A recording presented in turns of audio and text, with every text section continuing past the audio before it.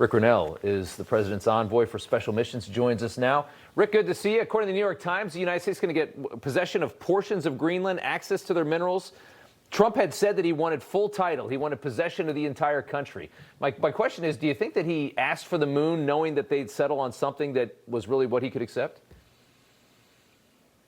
Well, look, first of all, let's just say that President Trump is an amazing negotiator, but he knows full well that Europe is a great place to vacation and it's a terrible place to do business, and Europe is dying. They don't quite realize it, although some do in Europe. I think besides the Germans and the French, we've got a lot of support in the EU, but that place where the EU is headquartered, Brussels, is a real nightmare. It is strangling business. It's strangling freedom of expression, and everyone knows that except for the few elites in Europe.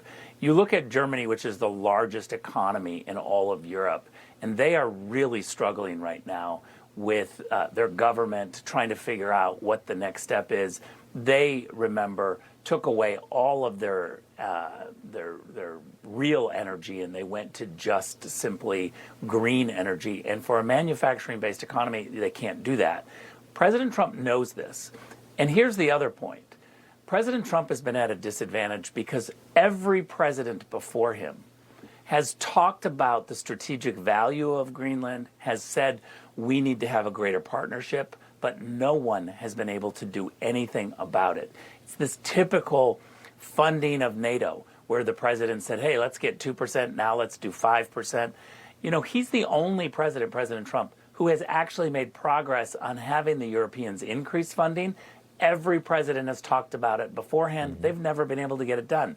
Now we see Greenland. President Trump is making a deal because he made it the core of his negotiations. Thank God we have him, because if you just talk to strategists, political strategists, for decades they've said we need to have a greater partnership in Greenland to secure our future, because Russia and China are right there. And Greenland is either going to go to Russia, China, or the United States.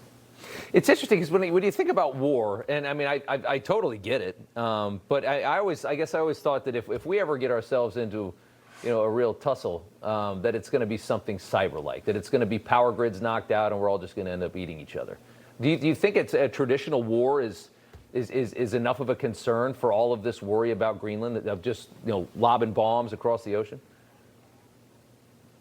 Well, I think when you look at the nuclear triad and how we are competing or maybe losing in one area and winning in another, we need to be thinking about all of these issues. As technology changes, we have to make sure that we're at the forefront.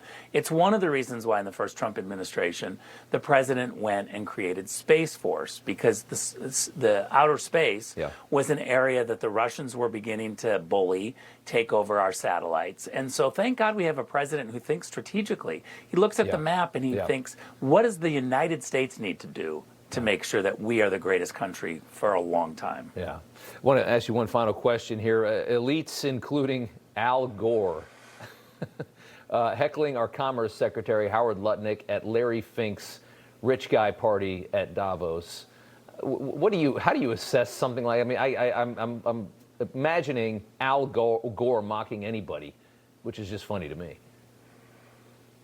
Well, Gavin Newsom was there, Al Gore is there. This is the heart of globalists. If you want a socialist-style economy where globalists get together and the rich guys make everyone else just do what they say, and they keep the regular people down and the rich keep rising. This is the conference for you in Davos. World Economic Forum is ground zero for the globalist mentality of elites ruling and the rest of us just going along. So thank God President Trump goes there.